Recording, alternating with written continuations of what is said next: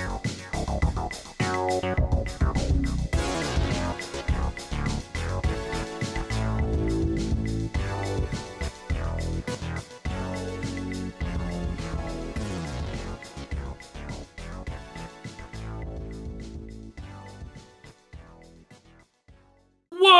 up, everybody? Welcome to the IAG Thursday Thing, this thing that we do almost every Thursday. Unfortunately, last week, there was no time to do this, and I'll explain why.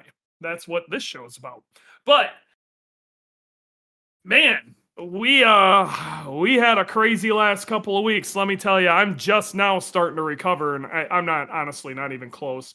Dylan is in the crowd right now, and I guarantee Dylan's feeling the same way. He's like, dude, I ain't even kind of recovered. Joining me this week again, and kind of as usual, but he's been busy himself, but I'm really stoked that he's back.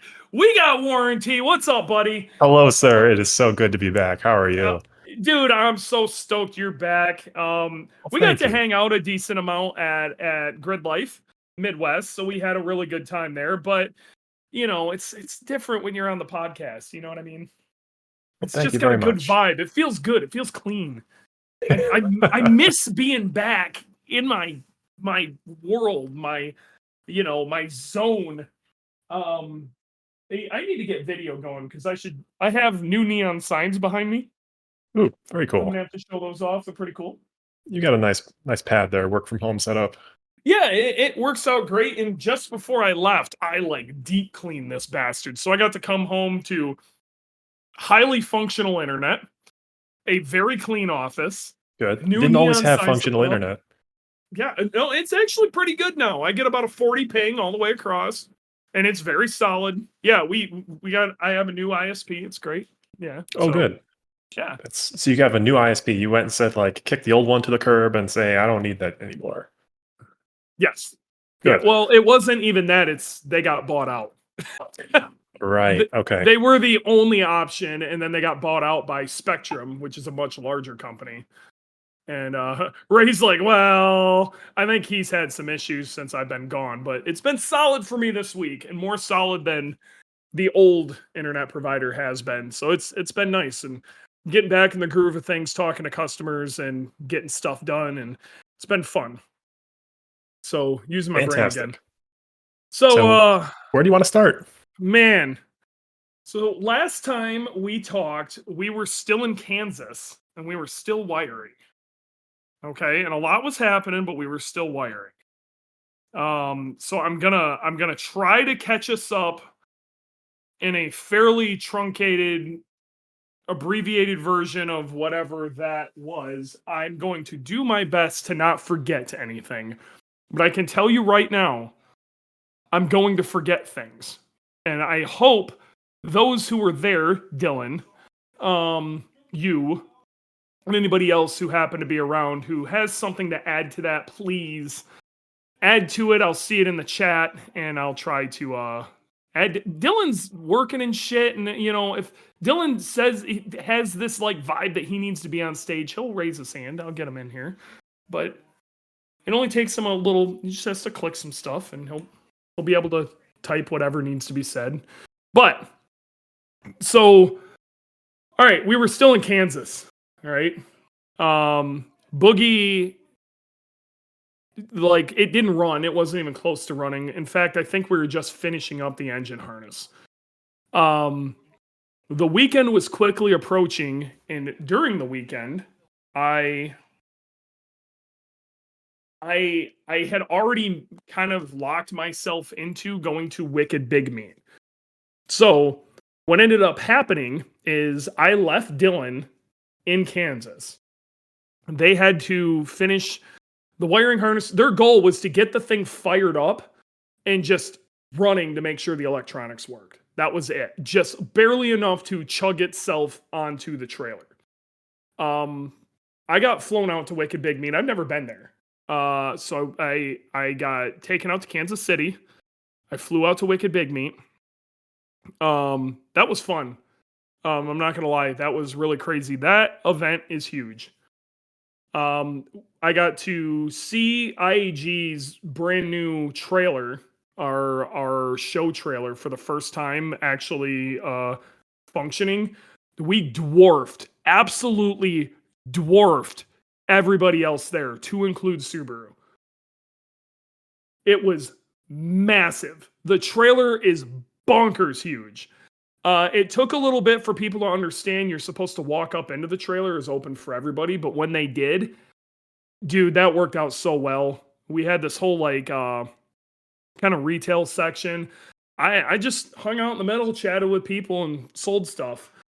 One of the things I sold was an engine block.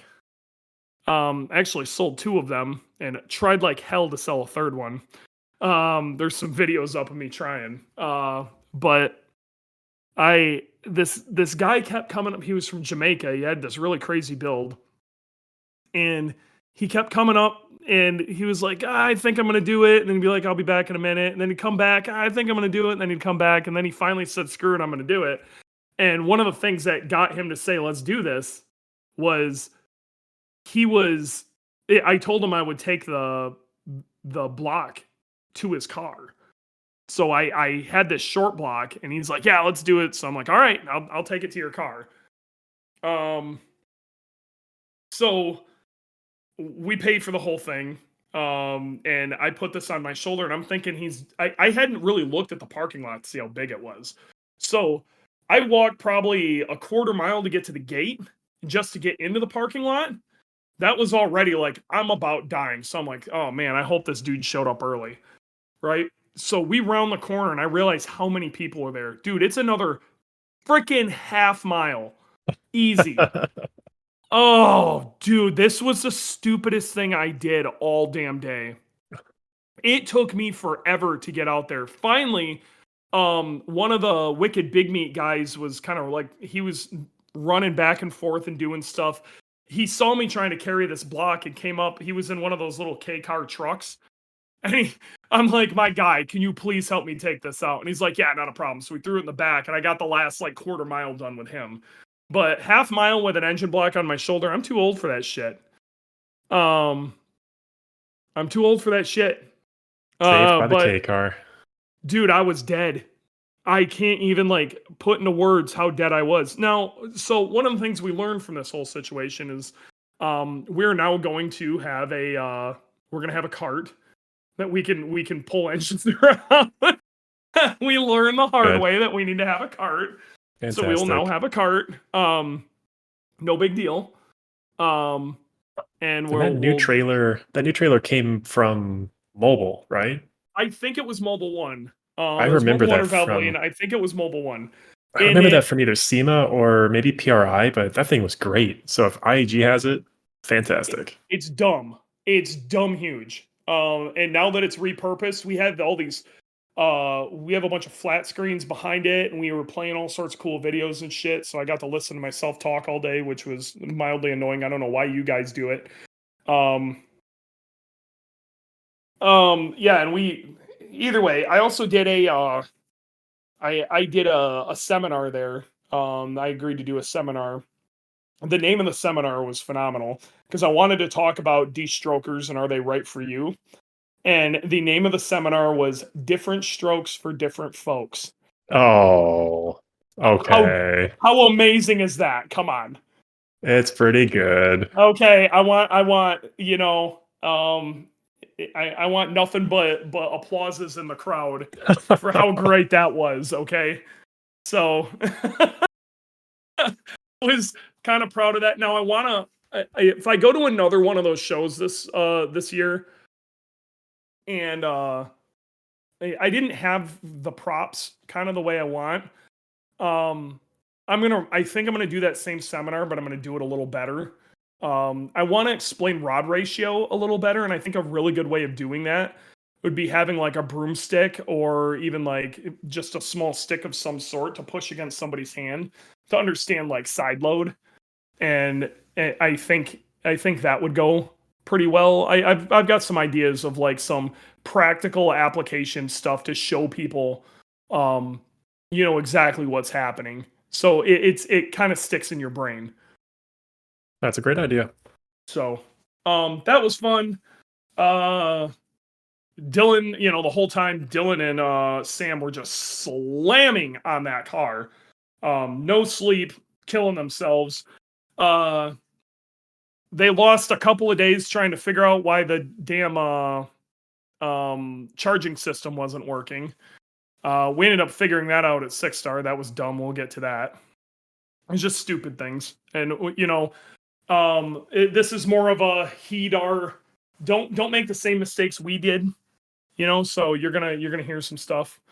It was really cool hanging out with Austin Key's car. He's in the chat right now. There's some things about Austin's car that drive me up the effing wall, but there's a lot of stuff about his car that is so incredibly clean and awesome that Austin's got a really sick ride. I'd really like to see him come out sometime. But Wicked Big Meat was interesting, met a lot of people. What was really cool was the amount of people who came up to me at Wicked Big Meat and went, they didn't even know my face. They barely knew me, but they'd hear me talk and be like, "Oh my God, you're Dewey. You're from the podcast." I'm like, "Yeah." And then they're like, "Oh, this is sick." That's cool. That is good. We got a lot of people listening to this. I don't know why, but I love you guys. Okay? Anybody who came up to me or us or whatever and said, "Hey, I listened to the podcast." That was so heartwarming. That meant the world to me. And then, this is for real, Warranty.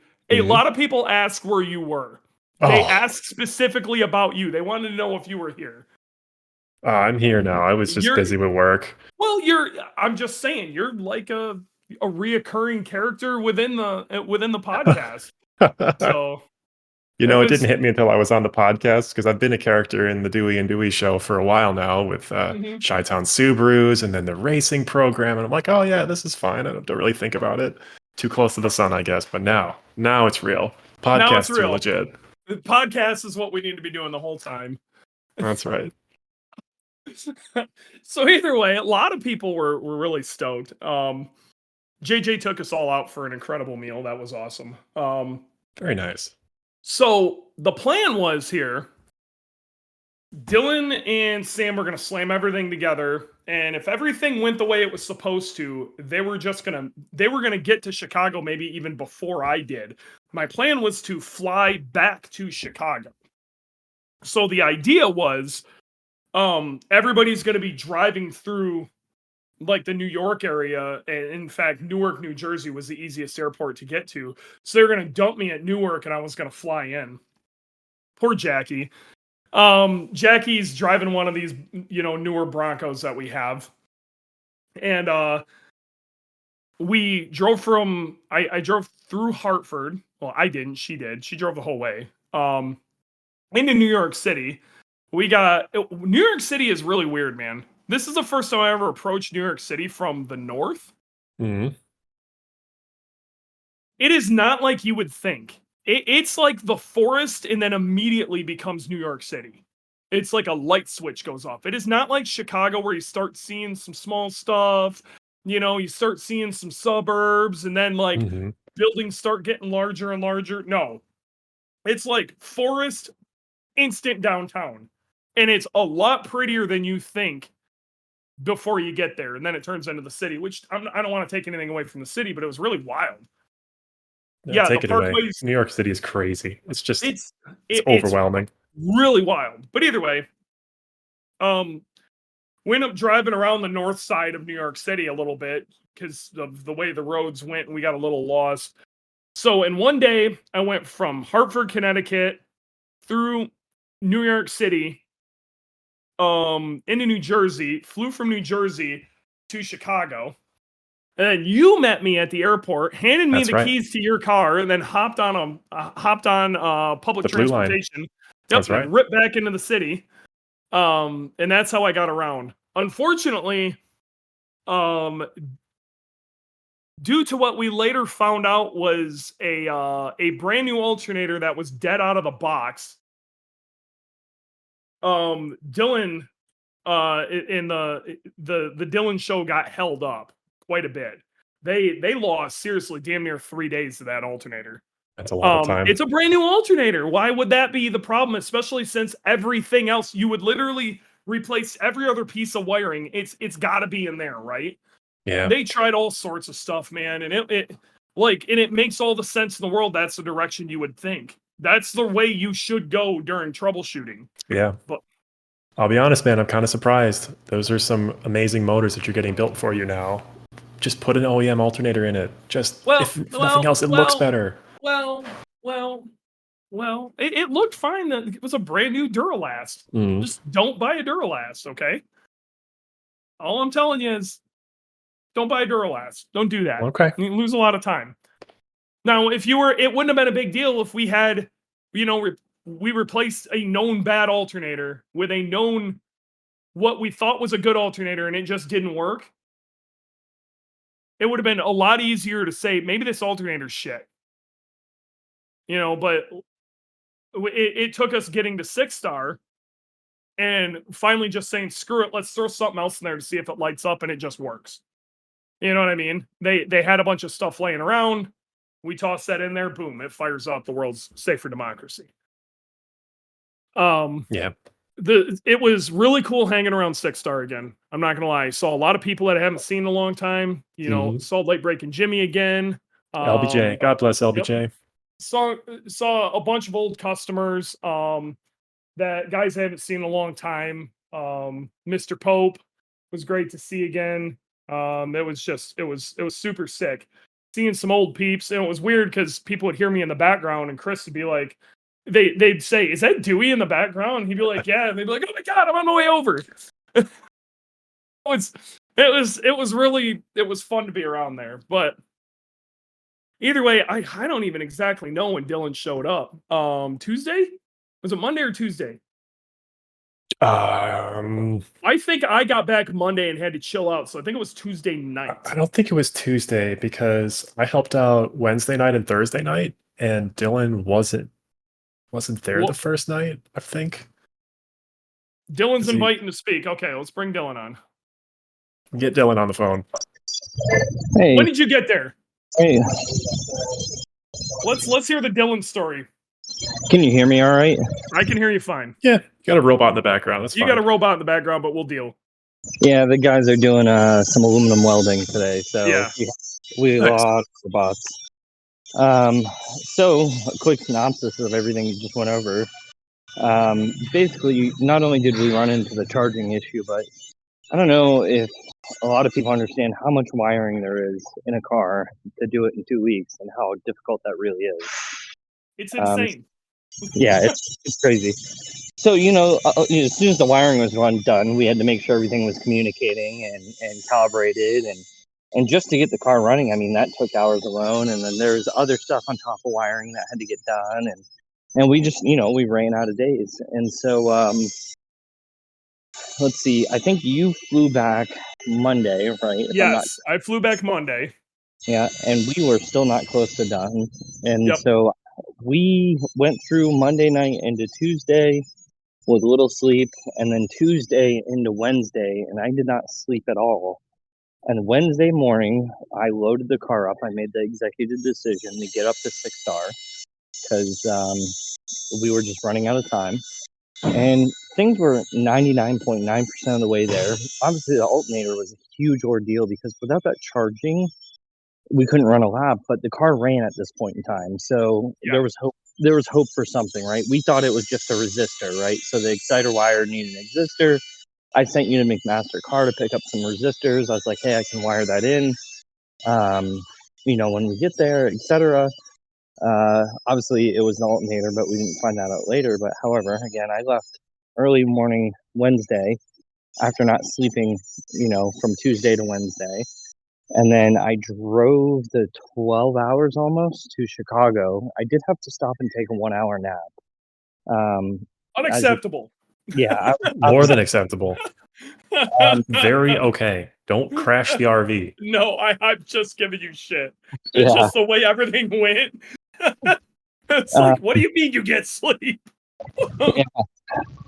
And so I got to 6-star in Chicago at 9:45 at night, Wednesday night, and had Graham plug into it. And we had a running issue, and that's further down the road. But we had Graham plug into it and make sure everything looked good on his end, and then we still had a boatload of stuff to do. Um, so I think that night we worked until about 2 a.m, and then we went back, got some hours of sleep, woke up in the morning, showered, and kind of get back after it Thursday, hoping that we could leave Thursday night. And we were ambitious to leave Thursday night because Thursday into Friday, I also did not sleep again. We had so much work to do, even down to I spent 3 or 4 hours on doing the alignment, brand new suspension setup, Sure. everything kind of new and changed and needs to get dialed in. Electronics are now functioning, the engine's running, things are talking to each other, and we didn't leave for the track until Friday night. Yeah, that's right. We got in at 9 o'clock on Friday night. If it wasn't for Bailey Graham and I guess James Houghton somehow made it happen, we managed to actually get a pretty decent spot too. Yeah, that was a good spot. I just want to emphasize one thing that Dylan said. He went a couple of days without sleeping at all. That's crazy. Yeah. It's unhealthy. He went a couple days without sleeping at all, then got a kind of some sleep, like 4 hours, 5 hours of sleep, and then went another couple of days without sleeping. Yeah. Only by trained professionals. Even then, I would not recommend it. Yes. Yeah, I wouldn't even recommend it at all either. Even just getting out to Kansas, we had talked about this on the last podcast, was, kind of Friday night, not sleeping, Saturday night, not really sleeping, and then Sunday all the way into early morning Monday before we got on the road. And there's a lot of decisions that had to be made, sending Dewey to go get sleep. And so it was hard for you, man, to go get sleep, because I know you felt guilty, and we've talked about that many times where it was like, man, you got to stay up all night while I get sleep. Well, the plan was I could sleep in the RV while he drives. So there was a lot of decisions like that had to get made. Yep. Yeah. Crew chief's got to do those things. Well, you do sound like you got automatons in the background trying to murder you. I am going to boot you off, but go ahead and do that. I'm happy you cleared some of that up. So, oh my gosh! All right, he's out of here. Holy F! Yeah, that's the bad dubstep. All right. These Dylan and Dewey, but especially Dylan, pushed it to the absolute limit. Well, and then some. I don't know if he really talked about this too much, but when we left IAG, he pulled like a 2-nighter, and he actually was like physically ill. We almost went to the hospital. Yeah. So it was rough. You need 3 or 4 Dylans. Yeah, 3 or 4 Dylans don't exist. He's one of a kind. Let me tell you. That's right. So either way, while we're at 6-star, we're slamming this thing together. We're finding all sorts of goofy things we need to sort out. I want to throw out a special thank you to not only the guys at 6-star for saving our ass, but there were some people who hooked us up with some parts, like kind of no questions asked. And one of them, he's actually kind of big in the Subaru.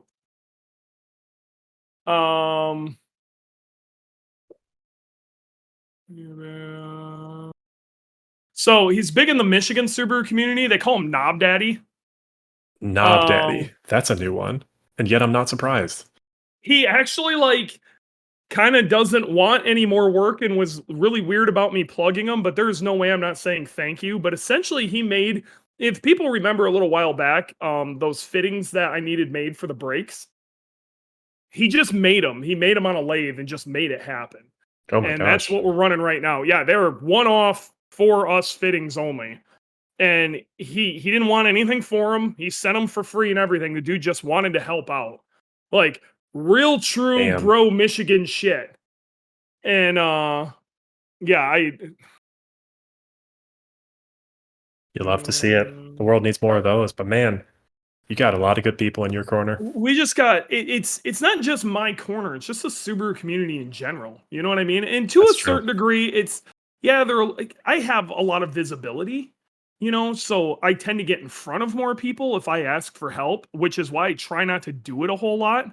Mm. But hey, I was up shit creek with that. I didn't have a good answer for it at all. And he made a very complicated thing very simple. So, hi Scott, how are you doing? Scott in the chat. Yeah, made a very complicated thing very simple and really just saved our ass. So again, we lots of help. 6-star was massive. Knob Daddy was massive, and I got to be real. I'm probably Knob gonna forget a Daddy. bunch of this shit. Knob Daddy was he's the guy. I actually asked him if I could buy a shift knob off of him. He's like, I ain't got time to do shift knobs right now. I'm like, okay, fine. All right. My guy. You let me know. It's me a shout mention on my IG. What is your okay? His Instagram. I am gonna throw this out here. I'm gonna throw it in the chat. He calls himself Knob Daddy, but MWK Design and Build is the name of the company. And again, another Michigan dude, just a genuine good bro. They make all sorts of crazy shit. Speaking of genuine good Michigan people, sounds like Jordan's one of those. I met producer Jordan this weekend. Yeah, producer Jordan. I'm so happy you got to hang out with him a little bit. Let's get through that and then let's talk about producer Jordan and all post things. So we didn't get out of 6-star. Graham's requirement was the car has to make something that remotely looks like a second gear pull. And while we did kind of get something that looked like a second gear pull and put everything together, Graham's like, screw it, just get here and we'll screw with stuff. Okay. Because we were out of time. So we showed up at 9:00 at night. And we needed to put the car together enough to be able to drive it around a little bit.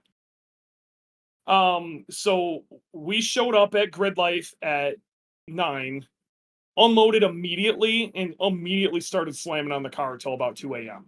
Because we didn't even know how to function not doing that. Yep. Most of what we had to do was get the splitter on, get the front bumper on, put together some more of the interior. Like we were still missing interior bits and shit. Like we were still a lot needed to happen in a very short period of time. But we got it together. The next morning, Graham was right next to us. He was able to hop in the passenger seat, and we were able to go down the road and see what was going on. Long story short, and this is absolutely nothing against Turbo Smart from a product standpoint, but there just is not a lot of literature out there on how the electronic blow-off valve works. And it works basically polar opposite from the way we thought it works. If it's not working, you would think it would just function like a regular blow-off valve, but it doesn't. So it was just blowing the blow-off valve open. Yep. We did not have enough time to really play with that to get the logic to work the way we wanted, but thankfully we had a Turbo Smart pneumatic blow-off valve there that was really easy to swap out. Swapped it out for a pneumatic blow-off valve, went and did some tuggies down the road, car started to make a ton more sense. It still felt sluggish, but it was enough to get it done. ABS was working, thanks to, Knob Daddy's adapters. Josh is asking, was that the anti-surge or the standard blow-off valve? That was it wasn't the boost gate. It was the electronic blow-off valve. So it has like a solenoid that changes the blow-off valve. Yeah, rather than pneumatic, it's still a traditional blow-off valve, but it's got an electronic solenoid on the top of it. Yes. How did the other thing work out? And the E-gate's not on it yet either. We wanted to keep it as simple as possible, so we only changed one thing, and then we ended up not even changing that. Yes, that's the one that will go back on it. Maybe even tonight. We'll see. We want to get the car to where we're super stoked with it, and then we're going to start making changes. So, yep.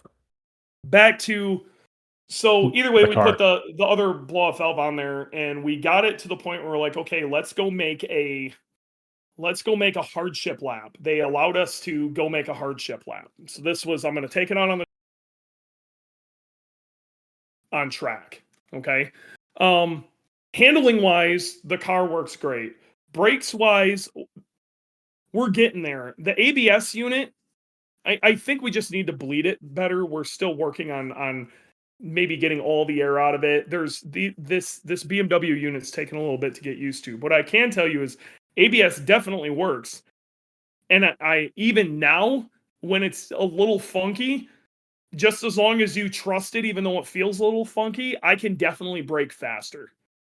So the ABS unit is working. We just need to work on like pedal feel a little bit. So we're getting there. Like I already said, the car handle's absolutely phenomenal. Like we nailed that. The car's like just down on power for a few different reasons. We're not going to go into exactly what we ended up sorting it, but like, cause we didn't end up sorting it there. But car was down on power, but we felt good enough to go do a hardship lap. We did a hardship lap, made some changes. Then it was the taxi sessions, where basically time attack cars and grip cars go out with drift cars, and then it's just good for pictures. So we were just doing hardship laps with that. Now, every single one of these times I'd go out, and before I made a full lap around, I would come in. So it couldn't be looked at as a lap. So at no point have I actually started competition yet, because I had not turned a full lap. So we were really on the edge of, do we want to even try to compete? And the biggest reason was one of the tiebreaker scenarios is how many times you were beat head up. And let's say we go out there and we don't do great. That would mean we turned a lap and everybody who was ahead of us gets we beat you heads up. Which means if this, at the end of the season, if it goes to a tiebreaker scenario, that's going to really matter. At this point, Alan Patton is killing it. But rain is coming. And even though this car is down on power right now, A, it's all-wheel drive. B, we have a brand new set of RE71 RSs, which are really good in basic, like, kind of wet conditions. We also have a dedicated rain set with some Continental Extreme Contact O2s or whatever, which are the nice hot tires. Rain tires. Like perfect rain setup. So we were golden if this thing went, if it was going to be raining during this. So we're like, let's roll the dice. Let's try to make this happen. We go out on the very last qualifying session, and Adam, and I agree with his decision, it just sucks, had us start in the very back. And unfortunately, a lot of the people in the very back are running like 150s, and I needed to run like a 135. That doesn't seem like a big deal. 15 seconds shouldn't be the end of the world, right? It's a massive deal when you're... Right. So I gave as much space as I possibly could, but immediately ran into traffic. So I'm basically weaving traffic through this. Going down the straight, I'm just in and out of people. And we only end up running about a 137. It was the only lap we turned the whole weekend, because the most random damn failure ever is what did us in.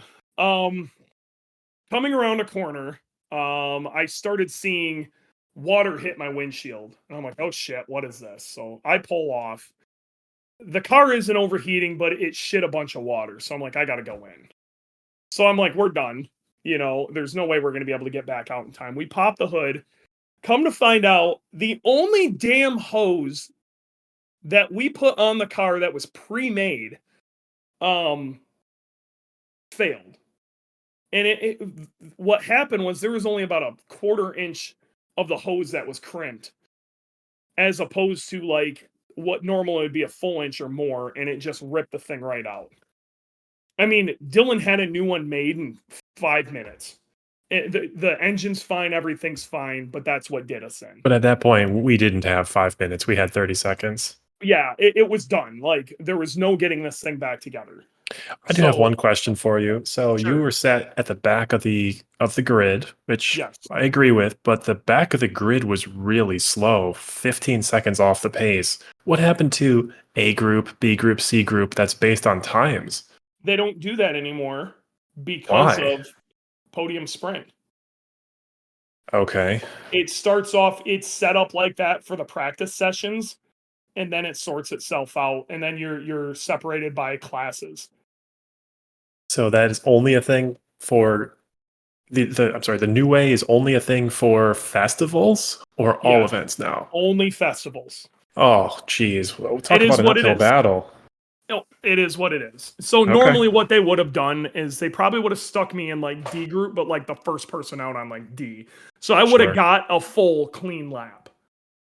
Yeah. But it is again, I'm not that mad about that. That's not on him. You know what I mean? I think Adam made the right choice, and let's be real, we didn't have a sorted car. If the car was sorted and he would have done that to me, there would have been hell to pay.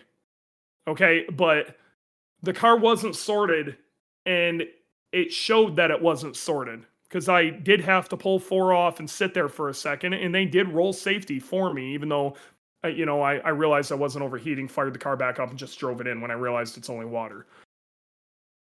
Yeah. But Heartbreaking. it's heartbreaking. It sucks, but I'm not mad at Adam. Adam made the right choice there. You know how pissed I would have been if somebody put something like that in front of me, and then they would have like shit the bed. Like if I would have been, one of those other guys, they put our car in front of them as it sat, and I shit a coolant hose, I would have been furious. So Adam's right. Yeah, and Dylan's also right. We didn't have a time. We didn't have a single time on the board. Even if we would have ran something in practice Yeah. that he can go, okay, this dude's running 35s, we can put him like in this area. We didn't have a single time up. It's not on. We came into the very last qualifying session with a prayer. And unfortunately, we didn't Yep. make the show. Okay, so then I don't want anybody to be mad at Adam for that. Okay, that Nope. was a good call on Adam's part. Spirits were high afterward. Yeah, I mean, I gotta be real. Even though the car was way down on power, we ran a 37 with me just weaving traffic way down on power, and I mean way down on power. Dylan drove it, the next day, and he now understood what I'm saying. And now I'm just gonna let you know we found the power. And the motor's not hurt. The motor is not hurt. We found the power. We had some small issue that is very sorted now. But we'll talk about it. Maybe we won't. I don't know. But right now, I think it's I think you it's a little should, but that's it's a little that's just tender. me. Little tender. It's a little Okay. tender. A little tender. It's a little I, tender. I ain't gonna press it. I ain't gonna say it. A So little tender. A okay, little tender. it's more than a little. So, That's why he said it 5 times. well, I didn't want to say that, Sam. That's why I'm trying to beat around this, but let's just say we were all really tired, okay? And something didn't get crimped very well because we were all very tired because we we're all pushing the limits of what mentally makes sense, and you should not build a car like this. No. And we got burned, okay? And it was an easy fix, and the car is ridiculous. But let's just say I ran I'm the fastest 3-cylinder to have ever ran around. I'm the fastest 3-cylinder to have ever ran around Gingerman. Set up for failure. Set up for failure. 0 to 10, do not recommend. Please do not. Yep. Do not do a wiring harness for a completely new car or completely fucked an entire tip to tail wiring harness in like 2 weeks. Don't do that, okay? Do not take the edge off with a beer. Do not put the edge back on with a coffee. Just get some sleep and stay sober. Yes. Just it is what it. Don't do what we did, okay? So I don't blame Sam for that in any way. We asked Sam to do Sam repeatedly told us this is a bad idea. Okay, so it's not on Sam, and it is not on Dylan, who was running on no fucking sleep whatsoever. And it is what it is. And to that, I gotta be real. It's not on Graham either. Graham was tired. Graham, a bunch of us could have saw it or figured it out or whatever. It just sucked. It was a big pile of suck. Okay. Yeah, Graham was stressed too. We came away from that honestly, in the end, like, it could have been a shitload worse. We gave it the old college try. We got there. We turned a lap. It was, honestly, most people didn't think we were even going to show up. So we showed up. The crazy part is how the second we pulled into that parking lot, the amount of people who thought they were there for second. I gotta be real. The fear of Boogie is real.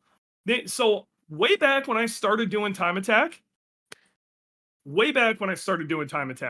all I ever wanted to be, I wanted to be looked at as legit. I wanted like the big guys, you know, Houghton and all of them. I wanted them to go, that dude's the real deal. Okay? And I think I've kind of achieved that. At no point did I ever think if we roll in that people were going to go, holy shit, it's on. And it was even like Jordan just said, it was insane. Atmosphere changed. Jordan wasn't even in our pits and he said the atmosphere changed. This is wild. I honestly don't pick up on this because I'm very focused, but I believe it when you say it. Peter Zhang said the same thing. Like, Peter doesn't even race against us, and he's like, you guys showed up and everything fucking changed. Like, it went from like a real party atmosphere to holy fuck, we got to get our shit together. Yeah. You're going against a lot of people. I mean, that was a very nice looking Supra. Mike Almick is always a threat. Like, these are not soft competitors. These are not soft. Nothing was soft. There wasn't a damn thing soft there. These dudes are harder than fuck. All right? Like, I cannot explain how fast these damn Supras are. And Mike is the real deal. Like, it was legit. Like, and then you've got Cal in that AMG GT, who damn near won the whole thing if the track would have stayed just a hair more wet. Yeah.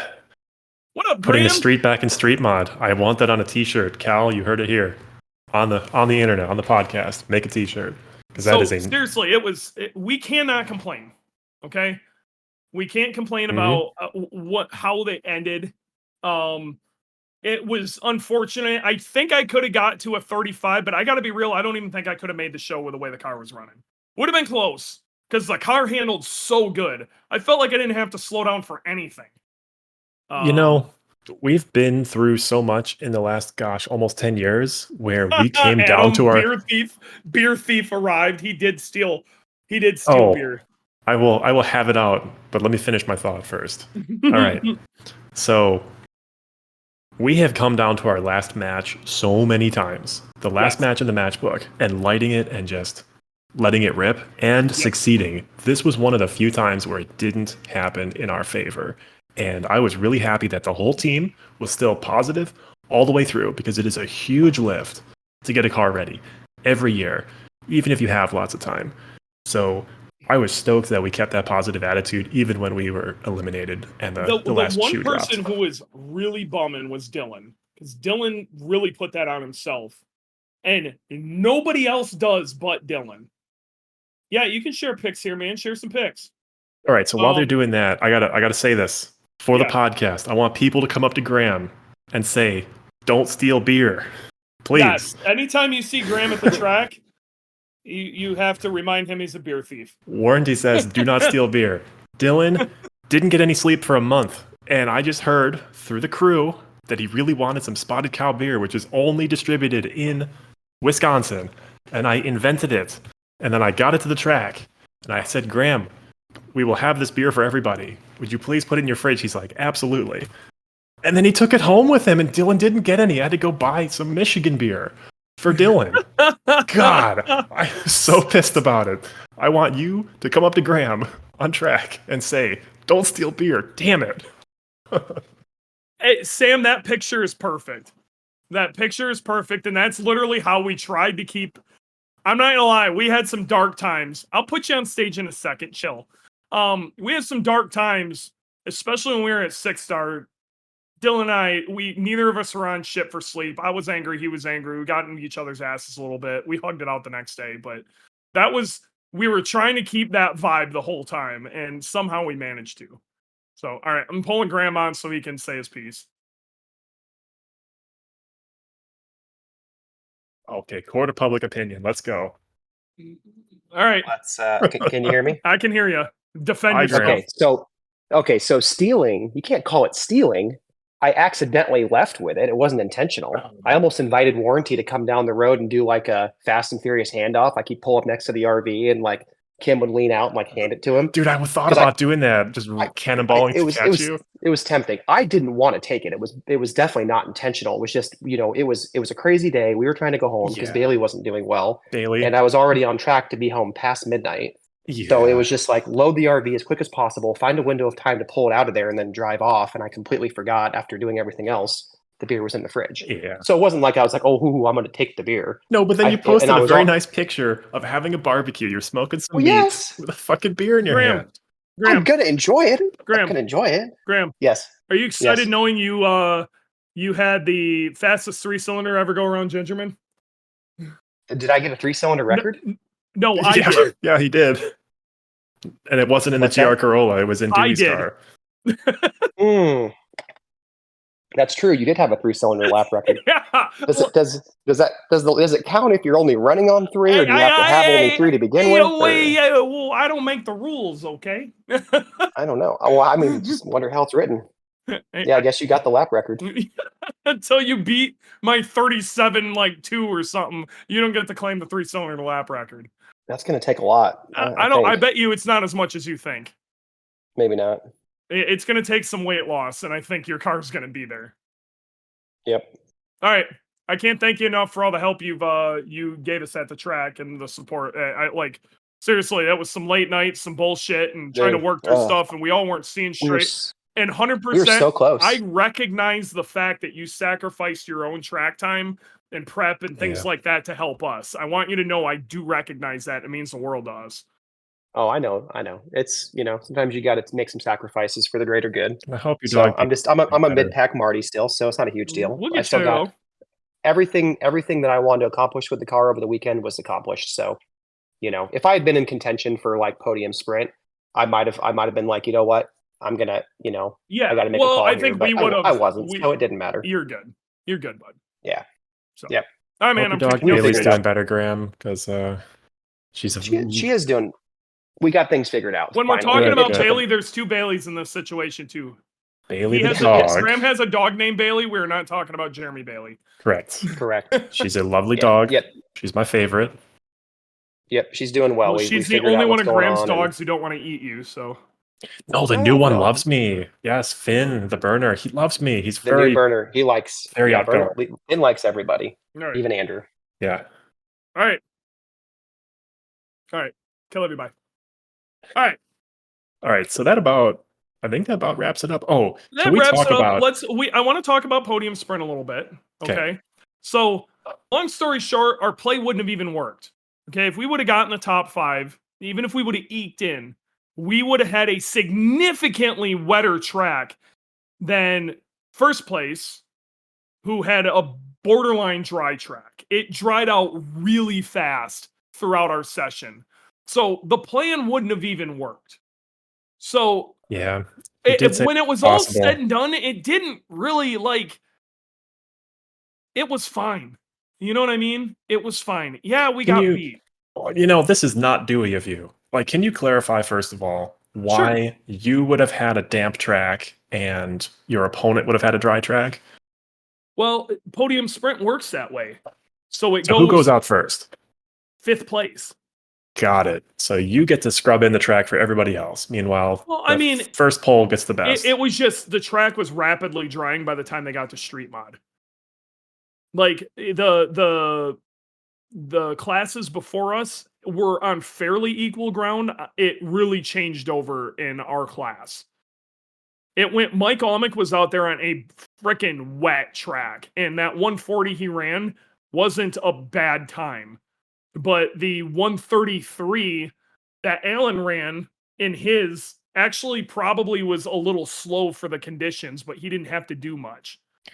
When years ago, when Gridlife first William, we're talking about rain. It rained right in the beginning of podium sprint, and then it was drying out through podium sprint. Years ago, when Gridlife was demoing podium sprint for the first time, it was the top 8 drivers, and that 8th seed won, and it was helped by wet track. I don't remember his name because he disappeared after that, but it was a drop top BMW with a cage on it. Oh, it's killing me. I don't remember his name, but that's when we were doing the battles, the toge battles, which they want to bring them back. Yeah, and he took out Rain God Matt DeRoos. Yep. He was the 8th seed in a 8-person class tournament, essentially. He was the 8th seed versus the 1 seed and took out the 1 seed and went on to win the whole thing. Yep. Deloff, that sounds familiar. It was like Nico. I think his first name was Nico. Yes. Dude, we raged for him that night. Yep, Yonkers was driving. Yeah, but I think Matt was going to drive, and he was like, no, you have to drive. He made Brad drive. Brad is actually the one who named Boogeyman, by the way. I have not seen Brad Yonkers in a while. He sold the car. It's actually a GLTC car now. Got it. Yep. A lot happened. So either way, we weren't destroyed. Podium sprint went down, and like I said, our plan really wouldn't have worked. In the end of the day, we're all so fucking tired. I went to bed really early, and I loved it. And I think Dylan and Joanna, his girlfriend, went to go watch the concert. They came back and immediately went to bed. Like, we were all just dead. Yep. Which sucks because I really wanted to kind of hang out and party with people, but it just wasn't happening. I went out to the concert. I left after about 15 minutes. I just wasn't feeling it. Yeah. I will also put this on the internet for the podcast people. The music at Gridlife is really good, but sometimes the main acts, I feel like they just phone it in. So like the music will be good all day. Headliner comes out, I'm like, man, I'm just not feeling this. Maybe it's me. No, I'm with you. You know what the biggest one that ever did that was Ludacris. Awful. Dude, he wanted to go watch the fight. That was the same night as Conor McGregor and Mayweather fought. And he just phoned that shit in. Like, you could tell he wasn't about it. And like 10 minutes before the fight, which was actually 10 minutes before he was supposed to stop, he's like, I'm out. I'm like, poof. Yep.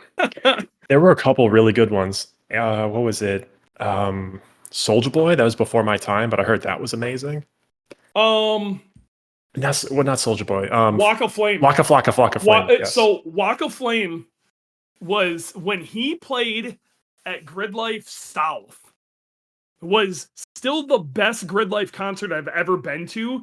He kind of realized he was out there with a bunch of redneck white boys.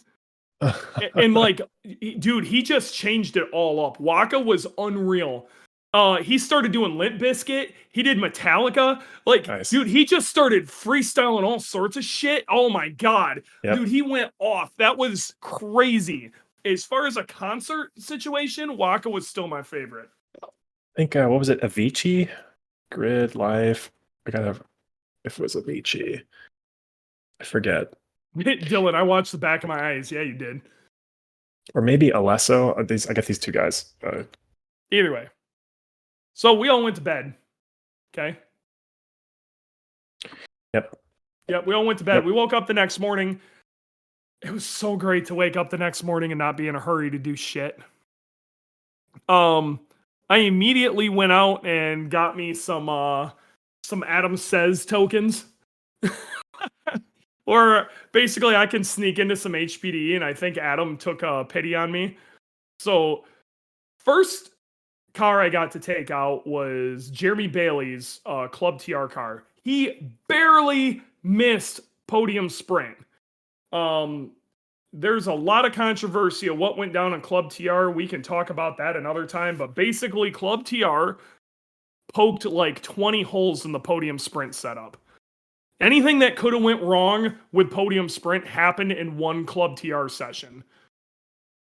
But I got to go take his car out, and Jeremy, for those who don't know anything about Jeremy Bailey's car, Jeremy has a 13 BRZ or FRS, whatever, one of the twins. It looks like a BRZ, but I think it was an FRS. I don't know. It's all the same, especially where the car sits now.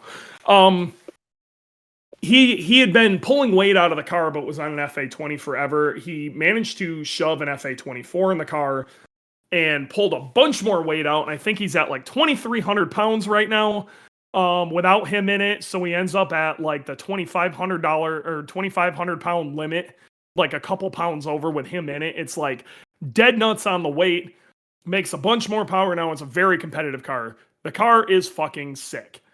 I went and took it out, and he'd been complaining about not being able to turn into turn 2 very well. He was losing a bunch of time there. I was out in just an HPD session bullying kids, as I do, and having a good time. I see what he was saying on that. What we ended up finding out later is the car with the suspension on it for a year looks like it sagged a little bit. There's a picture in the live chat of the car. There's a bunch of pictures I'll be posting up when I do the big post. He'll be all over the place in it too. That is a great looking livery. I think it looks fantastic at 100 mile an hour. You get close to it, you can see why Jeremy's a little not happy about how the way it turned out. But man, at 100 miles an hour, it looks great. It looks great in pictures. Like it does its job. I've looked at it up close. It's fine, but I'm also not the guy who drives it. Yeah, it's not my car. It's great. That's my 2 cents. So yeah, I drove that car at Gridlife Rev Up, and it was a riot. Taking weight out of a BRZ is a great way to make it faster. It is ridiculous how fun that car is to drive. But what I will say is it really drives on its rear tires. Yes, it does. It was the only way I could really explain it, is it felt like for me to get the front to bite, I had to use the brakes to do it. I couldn't get off the gas. I couldn't like move weight. I had to like forcefully push weight over the front tires. It never felt like it was out of control. But, no, it never at any point. It just, if you tried to turn in when you weren't like using the brakes to put weight on the front tires, you know what it felt like?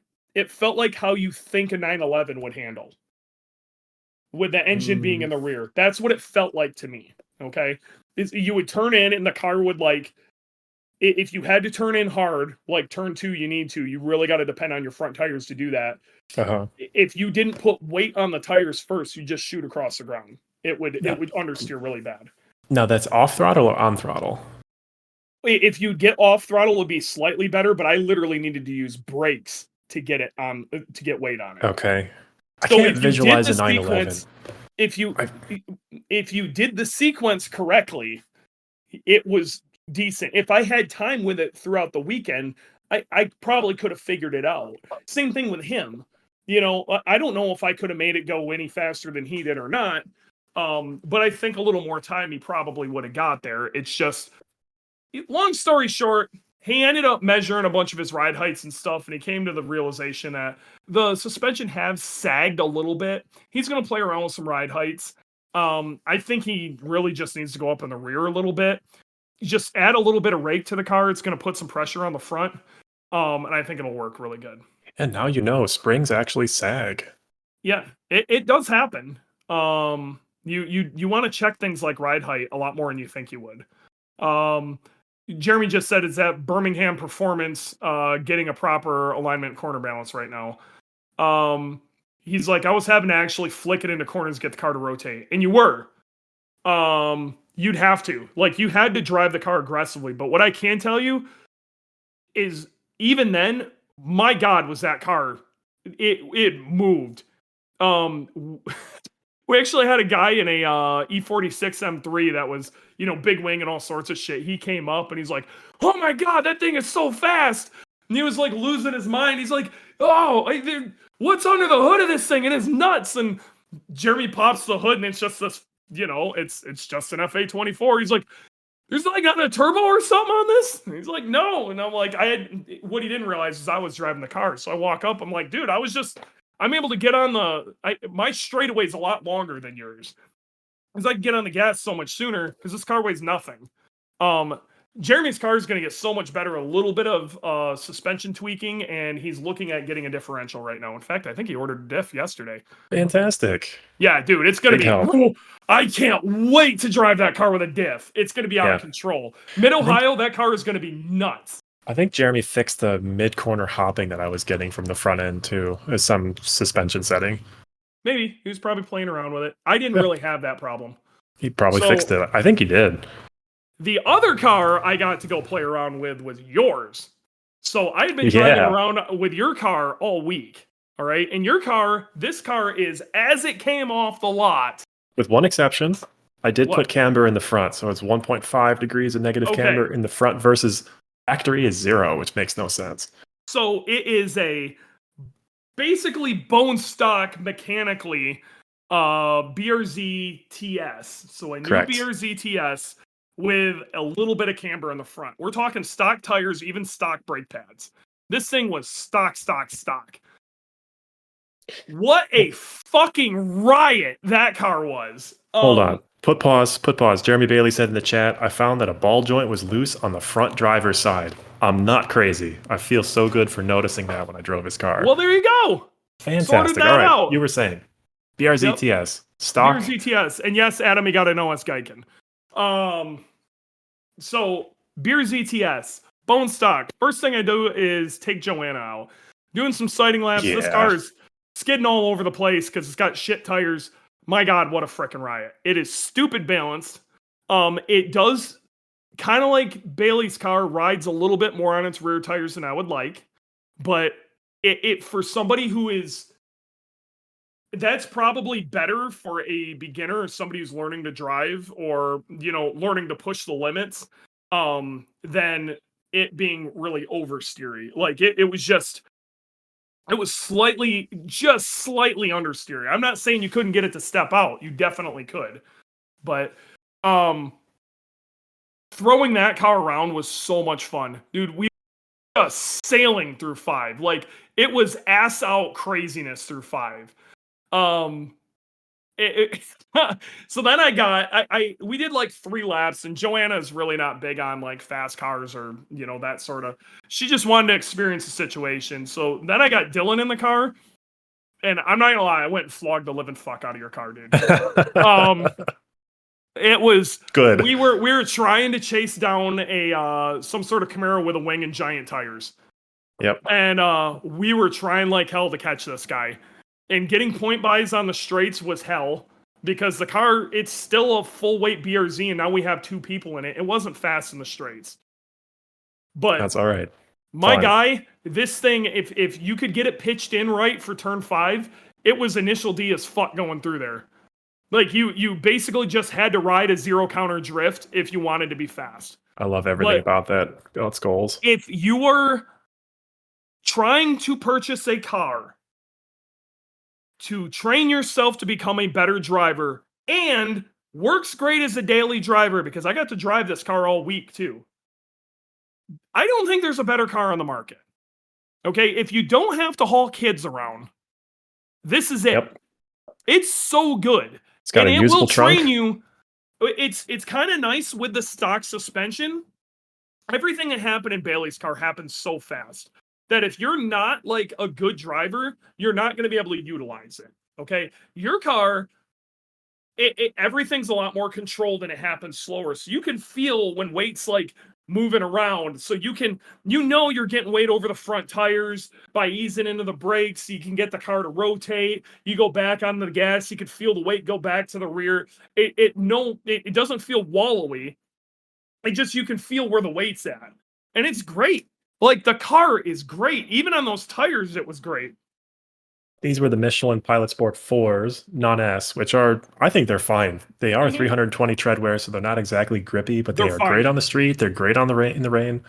They're not the Prius tires. I bought a set of those, and I flogged them on track at Rev Up, and they were stretched onto the wheels that I had, and those were wallowy. The brakes didn't work very well. Actually, let me back up. I drove my own car at Gridlife Rev Up on the Prius tires that were stretched, and I put the fancy EBC brake pads in there, and the tires were so bad that it kind of ruined the whole experience. They just did not want to do much of anything. The EBC pads are really bitey. I couldn't quite get enough temperature into them because the tires just didn't have the grip. But they were nice. They were nice brake pads. Yeah, I was expecting just to do some drifty shit, but I should be doing that on better tires and a better wheel setup. The stock wheel tire setup with those 320 tread wear tires worked. And now I am going to say, you need to be a good driver to get what we got out of it. Oh, sure. Okay? Most people would have been shitting their pants. I was laughing hysterically. You can ask Dylan. It was stupid. We were having so much damn fun in that car, dude. We were having so much, dude. I was almost crying. I was laughing so hard. Going through 5, it was ridiculous, and it was so much fun. I wish I had my dash cam felt running. like a superhero driving it. It was ridiculous. I bet. I want to learn zero counter steer. Get that slip angle going. Well, another thing I realized when I was in your car that I wasn't doing in Bailey's car or my car, because I haven't been on track enough this year. I realized I was doing the naughty thing and not looking far enough ahead. I was looking at the corner, not farther ahead. The second I started doing it and looking where I needed to look, I started picking up time, and drifting came more natural. Yes. But you have to look ahead. You got to look where you're trying to go, not where you're at. And I cannot stress that enough for newer drivers. It's really hard. Your brain will interpolate everything in between. You have to look ahead. It's hard for me, and I've been doing it for a while, so it's practice. It's an intentional practice. Oh, so I wish I could drive my own car with the fancy EBC pads with the better tires. I think that would have been a much better experience. I think it would be too. And I'm still of the belief that even if we were to put like I think like something like an RE71 RS or an AO52 wouldn't really be great on your car. It'd be faster.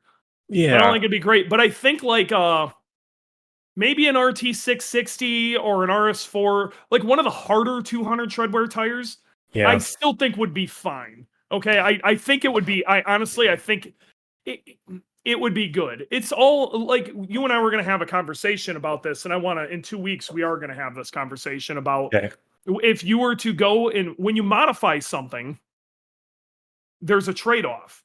Okay, there's always compromise. There's always compromise no matter what you modify. And that car was built for somebody. You know what I mean? Your car was built for a particular person in mind. And that may be perfect for them. Some people are not willing to compromise certain things.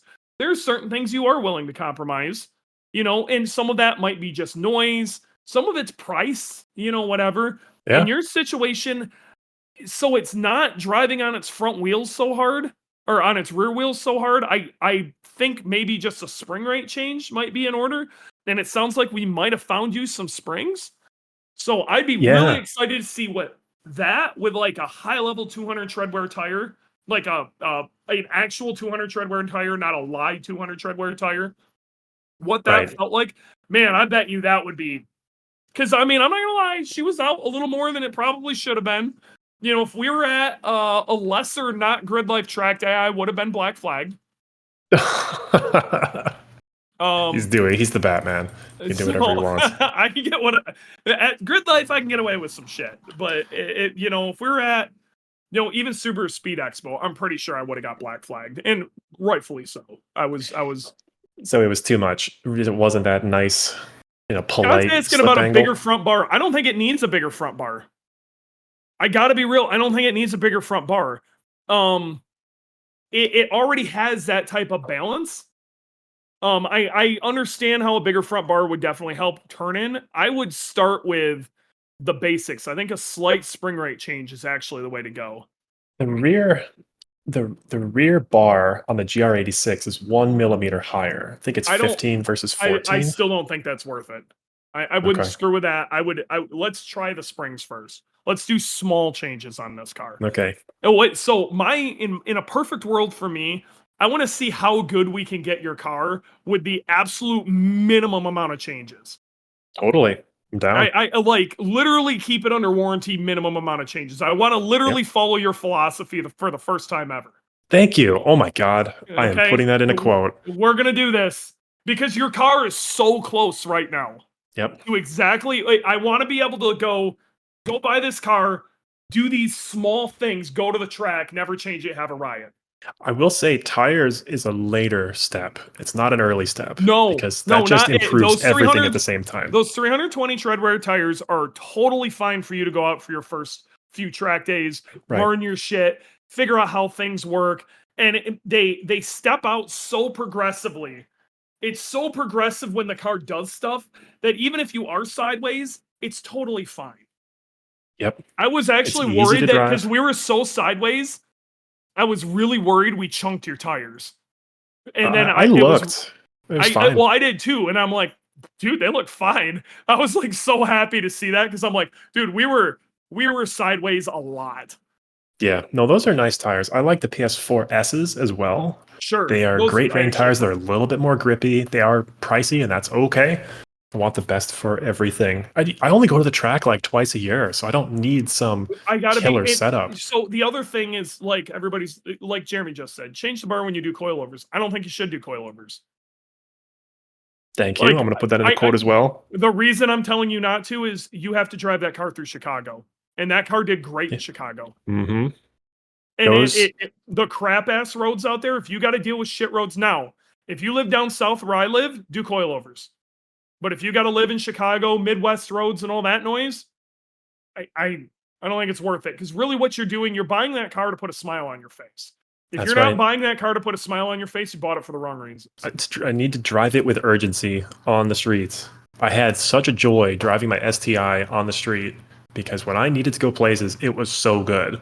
And I was just going to work. Spec art for his car. Maybe, but we actually have some TRD springs for it that I think we're going to throw on it. Yep, the spring rate in the rear is going to go up significantly, and in the front, it's only going to go up by about half a kilo. So it's going to change the ratio front to rear, whatever that's called.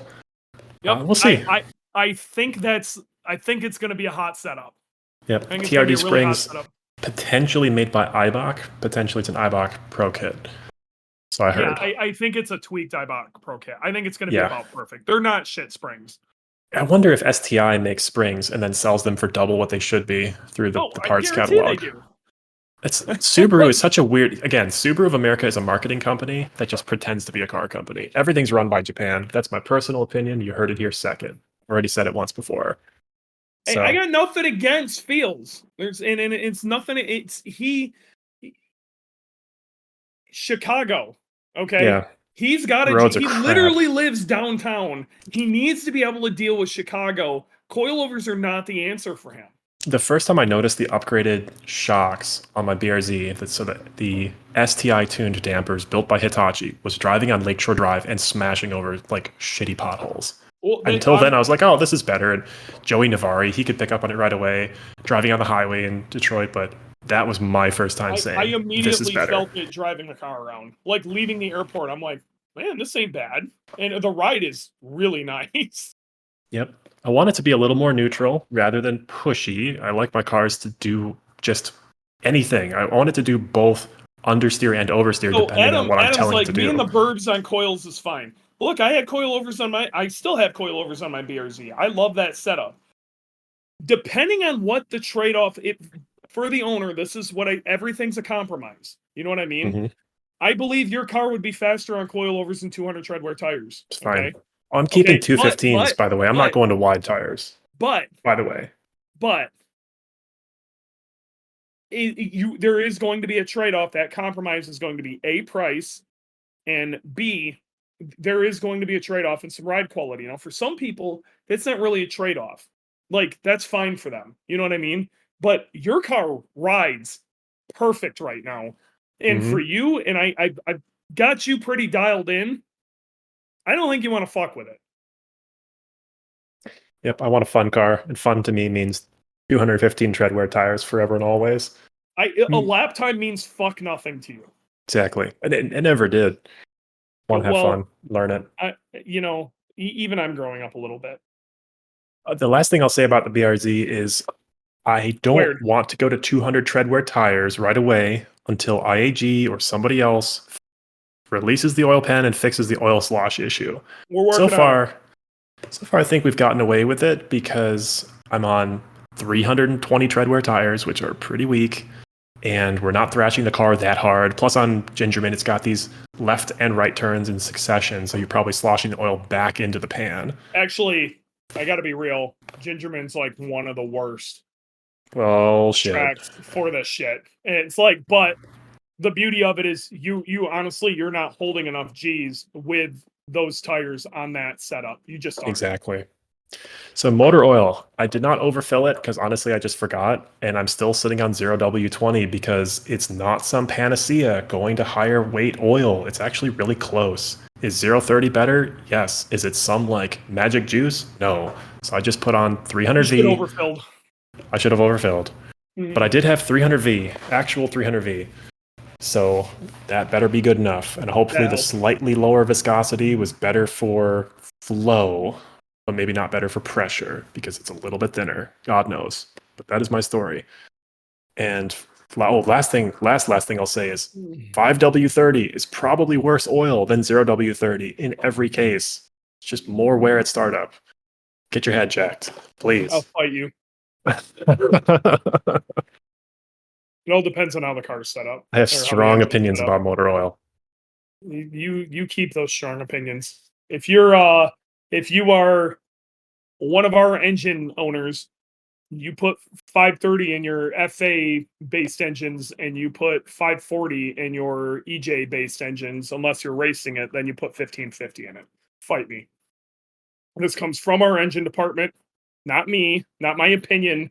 It comes from years and years and years of data. We do that for a reason.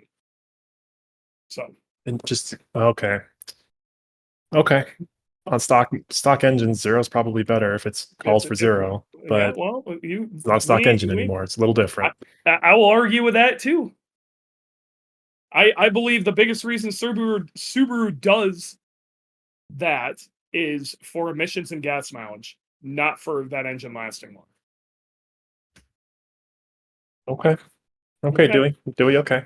Okay. If you're going to meet me halfway, which is we're going to build a streetcar to warranty standards, I will meet you halfway and I will put in different oil. Thank you. You're welcome. Thank you. All right. What else do we got? What else is on the list? Man, what a 100 miles a gallon. Yeah. So, wrapping up Gridlife Midwest, can we talk about dad we burgers? We had a question way back in the I've got that too. What's that question? Q&A and MISC. Why are drilled rotors a no? Coming from William in the let's chat. talk about that. So some stuff that came from Gridlife Midwest is our boy Fez, who is out there using a Toyota GR86 and Club TR. He's in direct competition with our boy Jeremy Bailey. He's out there fighting the Subaru fight with us because, as we know, that is a Subaru. He was going into turn 3. He jumped on the brakes and his front rotor exploded. Okay, it was a Stop Tech trophy kit from the looks of it. And his rotor exploded, and there's been a lot of talk about what rotors he should or shouldn't have ran, yada, yada, yada. We're not going to get into that. But there was a question about drilled versus slotted versus whatever. Long story short, unless you have like some fancy carbon ceramic pad or rotor, something super fancy, I recommend doing slotted or doing a solid rotor. Don't do drilled rotors anymore. What'll happen is they will get hot and they will crack. The reason drilled rotors were a big thing is brake pads used to gas, and they needed somewhere for that gas to escape. So they would drill holes so it would escape through there. That's no longer a thing. You can't find a rotor that is going to gas out like that, or if it is, you shouldn't be running that on track. So, drilled rotors, it is totally a fashion thing, and I highly don't recommend running them. I'm pretty annoyed that some OEMs use a steel drilled rotor when they damn well should know better. If you're going to be running on track, a slotted rotor will kind of wipe the pad for you and give you a better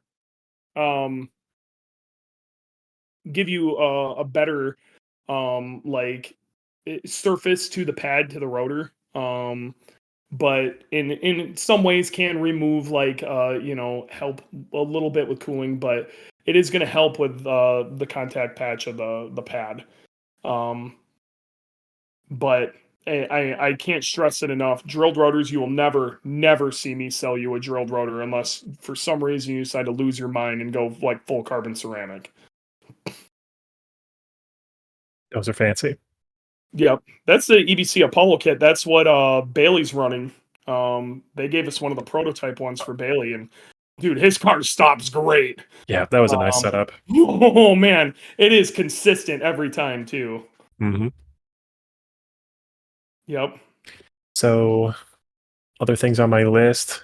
You got a sign that says Dewey from Colin. Yes, I forgot about that. So my boy Colin, I don't know if he's in here or not, but he was running. He's from Kansas City, and he drives a Mini in Sunday Cup. He's really new. Like his first event was last year, and we talked him into doing all sorts of dumb shit. And all he did was post up this stupid like TikTok of he's strapping this sign that says East Dewey Lane onto his car, and he brought me the sign. I guess he got it off of Facebook Marketplace. I was a little sad when I found out he didn't commit a felony for me. But I'm still gonna tell people my homies commit felonies for me. But he got me this badass sign that's now in our trailer, so we're gonna be putting it up when we go to the track. But we've got it. So yeah, it's super sick. Oh, one other thing we found out when we were so on Boogie, the surge tank. Now, how we always used to have this set up is, and this is how Fuel Lab told us to do this for a particular reason. We had the lift pump would feed the surge tank, and then the surge tank would feed the engine. Then the return line would go back to the main tank. It would not go back to the surge tank. Now, currently, Boogie is set up on the minimalisty of minimal to get the car running correctly. So, basically, the surge tank and the pump in the surge tank is just getting power. It says on or off. Okay, now the reason it was ran the way it was before Scott Hollingsworth loses his damn mind is I had this cool little electronic fuel pressure regulator in Fuel Lab. If you ran, Fuel Lab told us to run it back to the tank, because if you ran it back to the surge, the pump would send weird pulses back through and screw with the electronic the fuel pressure regulator, which is what was running the duty cycle on the pump. So with this thing running at full blast, we were running into fuel pressure issues because it was emptying the tank faster than my in-tank pump could fill it. So when we switched that all out, that sorted that problem. Long story short, always run your return to the surge and then have an overflow that goes back. Okay? That's how you should run it anyway. That's how in every situation you would normally run it. But Fuel Lab has you set it up a different way with their crazy little electronic fuel pressure regulator. And it worked great for years like that. But mostly because it didn't need to run at full blast hardly ever. At no point did I ever need to run that pump at full kill, because I wasn't using anywhere near the full amount of that pump. And the second I would get out of the gas, it would, refill it. So, moral of the story, don't take build advice from marketing guys. I didn't. That actually came from that actually came from their tech department, who told us you got to run it this way. I know it seems weird, but this is how you got to do it. And it worked for years like that. Okay, fueling was never an issue for us. This was the first time I've ever had a fueling problem. And we switched the pump out because we thought that might be it, and it definitely was not it. So the pump is still fine, and that surge tank has been going solid for years for us. It's been nothing but solid. Thankfully, I've always got a spare pump with me. They gave that to me years ago just to have. Yeah, and it works great. In other news, which I thought this was cool. Have you ever seen Climb Dance? Yes, I have. Okay. For those who haven't seen Climb Dance, it is I'm going to post it in the chat here quick. But basically, it's kind of almost like a ASMR video that was filmed in 1988 for the Pikes Peak hill climb, where Ari Vatanen is driving some sort of crazy ass, I think it's a Peugeot or something, up Pikes Peak when it was still full dirt. Okay. This is one of my favorite videos of all time. It's incredible. It starts out with some like jazz music or whatever, and then it's just a whole pile of mostly uncut video of him ripping up the mountain, bunch of cool camera angles. This was way before internet or anything else. It's amazing. If you haven't seen this, this is a work of art. So a little while ago, a guy did some really, really amazing videos on they were following Jeremy Swenson around. They're really artsy videos. I loved them. I thought they were just absolute works of art. I hit him up and I told him that. I'm like, I think you're amazing. I think you're doing awesome shit. And I would love to do time attack stuff with you if you ever decided to want to do that. And him and I started getting into a conversation, and it was funny because we were both kind of working in the same way. Like, I'd kind of like to do just like a real simple, like the vibe of getting one lap right and all of that. And he's like, yeah, it'd be really cool if it was almost an ASMR kind of thing. We both like at the same time on the phone were like, dude, have you ever seen Climb Dance?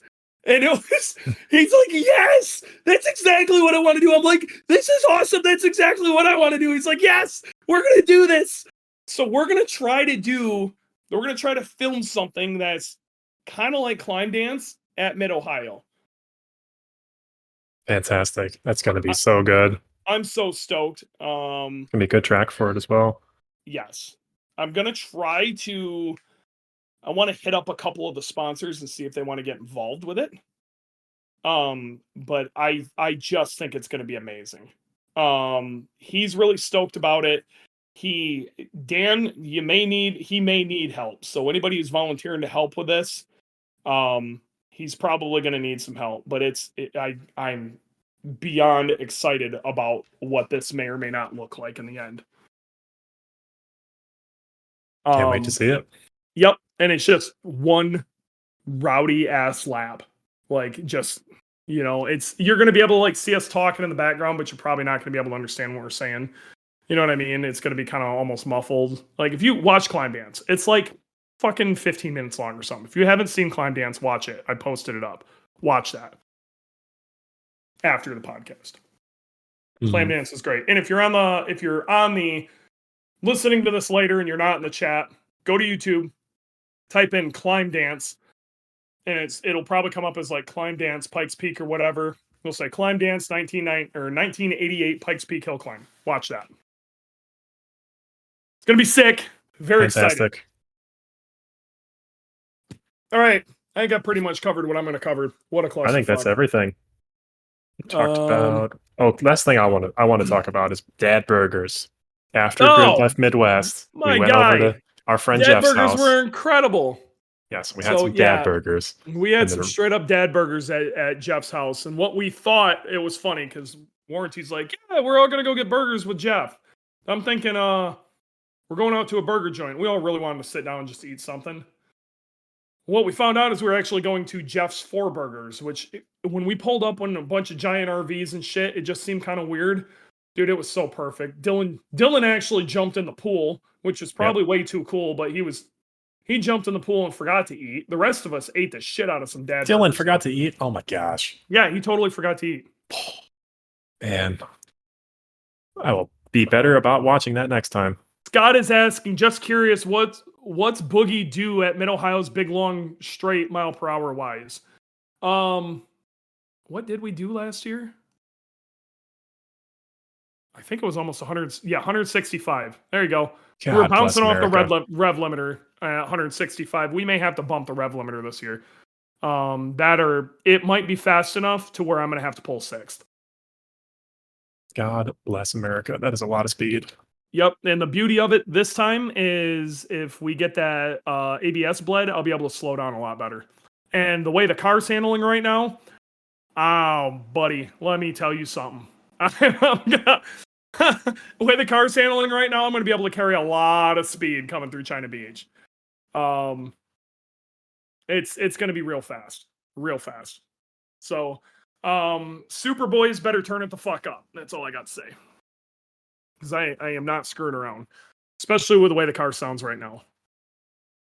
I'd be interested to know what Canacry does there, since he's about to say something. Canacry, how fast do you go through there with your McLaren? Let's see if he responds. Never been. What? Never been. You were on fire last year. Have you just never been there in your McLaren? Oh, you blew up. Never mind. I remember. Sorry. In the BMW. Yeah. Thanks to Jason Kanakri for the Autel ABS unit. Oh, yeah. If it wasn't for Jason Kanakri hooking us up with his badass Autel scanner, we wouldn't have even been able to put the ABS unit into bleed mode. So he saved our ass there. Thank you, sir.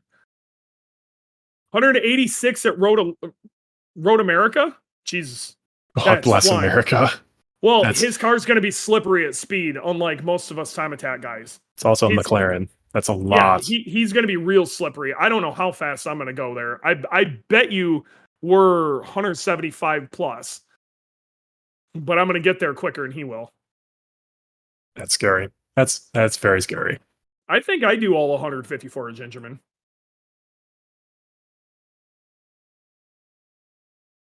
Yeah, I do about 110 at the end of the straight on my BRZ, and that's fine. That's all I need. That's what you do. I can tell you I was going faster. I bet. I was getting all of it, buddy. I'm telling you. I'm totally okay with 100, 110 in the BRZ. Yep. I don't need faster.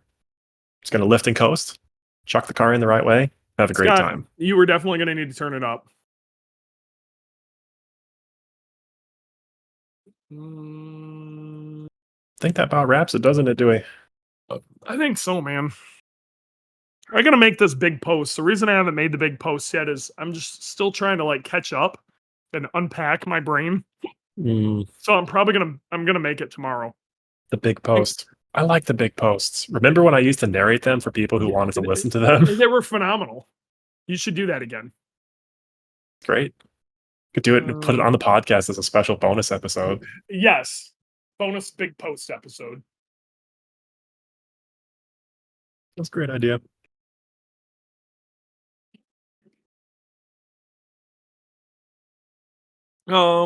Yeah. Cool. All right, man. I think that's it. I don't know. If anybody's got any questions, ask now or forever hold your peace.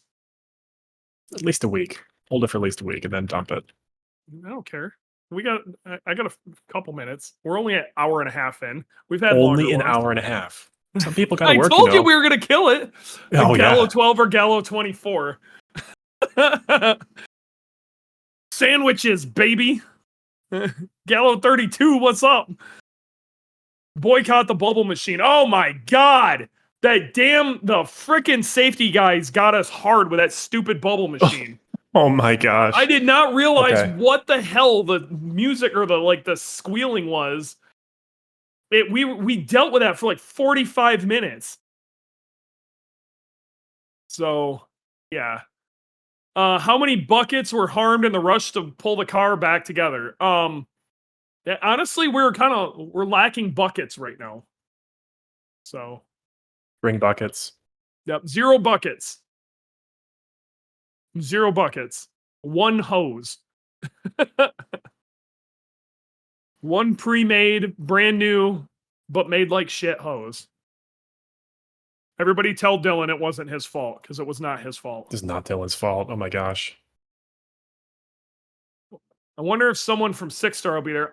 Maybe. We'll figure out a way. I think maybe Gangster might be coming. Either way, bring those springs. Yeah. We'll find a way to get them back. Yep. Not worried about it. We know people. Oh yeah, Jackie will be there. Worst case scenario, we'll send him back with Jackie. Oh, that's a great idea. I would love to have Jackie drive my car. Dewey approved. It's very important. Jackie was a close second. See what he has to say. Yeah, that would be fun. You're already in the truck. Okay, well, enough said. Star in a reasonably priced car. Should have had me make your hoses no leaks. I ain't having you make shit. I love you, but no. All right. It is what it is. I think we're going to call it. It's been real. It's been fun. It's been real fun. And we will see you next week, where we should have Cosmic. Cosmic should be in there. So that should be cool. Yeah. We'll see you next week. Thank you, everybody.